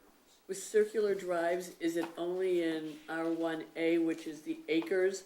I remember that on the corner of Hendry and Ivanhoe, the lot was That was a 99 feet variance. instead of 100. I know it was coming for a variance, Yeah. but they needed 100 feet, I thought, along Hendry in order to do a circular. You can't do it in the R1B anymore, only the R1A, so Okay, why so I'm that's looking for got variance. changed. Yeah. that's Can you vague. send us the zoning maps, because you're adding on in R1A, in 125 in R1D, 150 in R1C for accessory buildings? That's a different ordinance. I know, but still, just so we understand Yeah, which zones are which. Where they're at. yep. So just from an administrative side, the matter of setting a date for public hearings for ordinance changes is not happening. No, it wouldn't happen unless you thought that there was something Right. ready to move it forward, but I would suggest you that we stay with the procedure. These are talking points. You'll set the dates at the next meeting. And then you may want to set the dates for two of them and still keep talking about the third. That's fine. We want to refine it. And when legal looks at it and gets it back to you, it'll be in a format that you will be more recognized, Right. more recognizable to you, and then you can move it forward. And then here's the other thing too, is that a lot of this is consistent with the master plan, like the drainage and grading. Yeah. And that's important, you know, particularly on the 50 by 125 lots. I mean, there's not a whole lot of space in between these houses, so those are important. So if you'd like, I mean, we can go to the drainage and grading, or we can, whatever you would like to do. I'm just trying to be respectful of everybody's time. And I understand that, and we could do that, because the simple thing is that what I can do, like, the accessory buildings, the sliding scale for that, that's an easy one. I can put that in a format for you for the next time. I can put the zoning map Yeah. with it, and then you can see what it is. If you like it, great. If you want to discuss it at that point, that's good too. What I need from you is that this is something that you want to do for the next meeting. I believe so, yeah. I suggest we defer all of them. Yeah, Okay, no, I can do that. I just feel like we're rushing, and I don't want to miss something as we go through this. No, that's why the next meeting would be the one to do that. If you want me to put it in that format and you're basically good by consensus with the subject matter, Yeah, then we can go ahead and do that, and I can give it to you. Now, even if it comes to the next meeting and you don't feel it's ready, or there's some more discussion that you want had on it, you can certainly do that. My Okay. suggestion about having a date set is fine, but that doesn't mean that you have to necessarily do it if you're not ready for the ordinance to go forward. okay. That's fine, and so move that to the next meeting. Then I want to go back to, I don't want to miss this, Yeah, the planning priority list. yeah. I know that Sheldon had a few things, and did we have that nailed down to how we wanted to adjust that? Well, Yes. I'll give you my last notes suggested that the high priority were safe routes, stormwater runoff, rezoning Lebanon Woodward, and Circular Drive, okay? Because we've got those probably 75% done or better already. I would move the electric charging stations up as well. Okay. And I was gonna suggest electric even on charging that list? station, either medium or high. Oh, yeah, it's the last one. It enhance pedestrian crossings throughout the city, I think is a medium. And the graphic stuff, visual guidelines for community character, guideline books for contractors, and monotony standards, I suggest for the moment be at the low side. I think Sheldon, in your the way it's written, enhanced existing pedestrian crossings throughout the city is one thing, but then it goes on to say, including along I-696, 11 Mile and Woodward, and it should also say Coolidge, and those should be two separate items. One thing is crossing in the city, and the other thing is crossing out of the city. Because that's safe routes. So, Okay, I got no hard feeling one way or the other, I think. But I think that end of it, since we've got safe routes already in high, I think these ancillary stuff belongs in a medium category. That's my 2 cents. agreed. The only thing, Hank, I don't know if we can do this or not, but having a column added onto this of accomplishments or updates, like, again, that, Or status. yeah, status of, like, you know, like you had mentioned on the safe routes. I can do that for you. You've got common goals, location, you engage the TIA. I think that would be helpful for us to understand what progress the city is making on these for us. Yeah, and that's fine, I can certainly add another column. Cool. I mean, you weren't doing anything later anyways. Yeah, it won't be tonight, but Oh, Nope. all right, so are we putting this, the motion that Sheldon put out in front of us to vote, or is this just a, if you give me the consensus with this, this is just your priority list. right, So this is fine. What I'll do is I'll come back with that. I have what Sheldon has said. Right. We'll come back with a revision of this along with the ordinances that will take some of these right off the list altogether. okay, And that'll be set up, I can set that up for the next meeting. yeah, and then progress to date or whatever, Yes. that'll be helpful for And us. each of the items. Okay, Because like you're saying, a lot of them we are making progress on, but you wouldn't necessarily know it unless, because it's like mostly behind the scenes. right, So we do that, and then like some of the other things like, the charging stations, that's just basically gonna be to put the foot on the gas and get some things going here. And, there's a lot of residents that are putting these in their houses, and, we probably. that explains the brownouts. Yeah, right, it's the wires by Chris's house. Oh, I know whose house it is. So, excuse me. So having something available at a public building sends a really good message, I think. So if that's something that the planning commission is interested in, we definitely can get on that right away because it's already here. I mean, there's tons of cars right here in Huntington Woods. All right, so that takes care of 6 and 7, 8, Planning Commission and ZBA. Is this like a Crips and Blood, or, I mean, or, Yeah, no. What it is that, and I view this as an opportunity, and this is also something that comes up in the RRC, the redevelopment ready communities, is the boards getting together and talking about, A, what you're doing when we're writing the ordinances, B, what they're seeing, so that there's a homogeneous type of, okay, this is what we have, this is what our thoughts are, this is what your thoughts are, so that you get a chance to discuss it. They would like you to have one meeting a year. I'm not at all opposed to setting two. And this one is going to be a little busier than most. So what I would suggest is that we have the ZBA meeting first, and then that part of it, and we limit that to, say maybe a half an hour of discussion. And then you move on to the regular agenda. sure, at our next meeting? At your next meeting, because the issue with that becomes the ZBA only meets as business is required. You meet on a pretty consistent basis. Okay. So you would be the host for the meeting, and the zoning board of appeals members would be here, and you would have that discussion. And it may be, as of right now, I believe I have one site plan, although it's a pretty good size one, that should be ready to go on that meeting as well. If it's not, then that would be the perfect meeting to have this, because it's consistent with all the ordinances and everything that we're putting through. And then the conversation is, because the ZBA interprets the zoning ordinance, even though you write it, Yeah. you're the body that interprets it. So are we looking at May 22nd? You're looking at the May 22nd meeting. And that's the standard, that's the regular meeting. Do we need a motion to set that? You need a motion to set that, you do need a motion to set that one.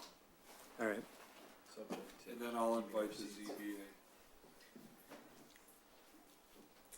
Looking for a motion to set that ZBA Planning Commission meeting on May 22nd? A second? No.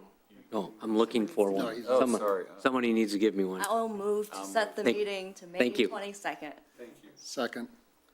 All right. Any discussion on this? It was great. All in favor? Aye. Opposed? None? There we go. Public participation. Is our last, he's moving me along. Yes, got that, 8, 9, public participation. Since I see no public here, I close public participation.